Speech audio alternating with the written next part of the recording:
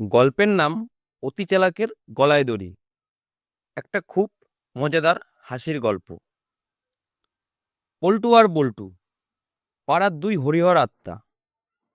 তো একদিন পল্টু এসে বল্টুকে চুপি চুপি বলছে, এই, আমাদের পাড়ার মন্দিরের পুরোহিত মশাইয়ের বউকে দেখেছিস কখনো?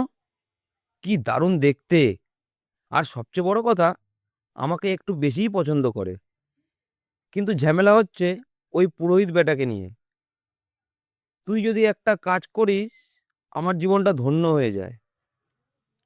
বল্টু তো অবাক। কি কাজ রে?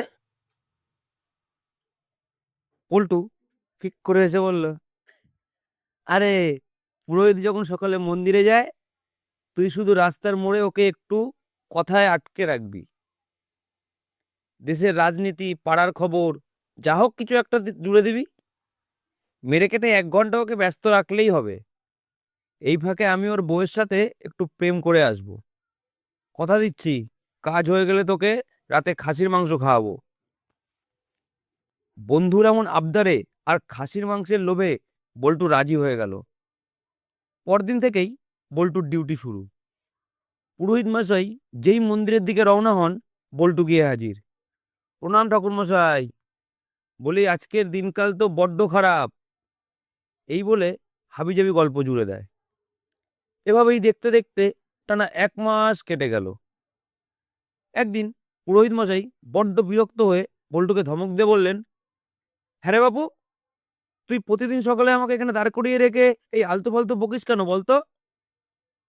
তোর আসল মতলবটা কি? বল্টুর মনে হঠাৎ ভয় ঢুকে গেল।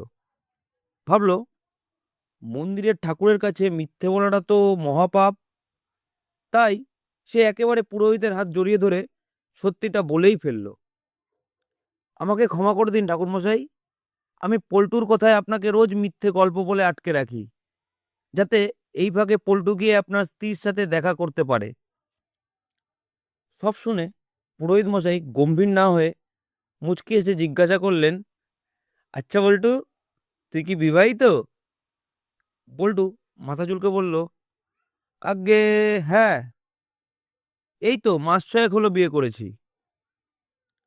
পুরোহিত মশাই তখন হো হো করে হেসে উঠলেন। হাসতে হাসতে বললেন, ওরে মহামূর্খ, তুই শিগগিরই নিজের বাড়িতে দৌড়া। আমার স্ত্রী তো আজ থেকে 5 বছর আগেই মারা গেছে রে গাধা।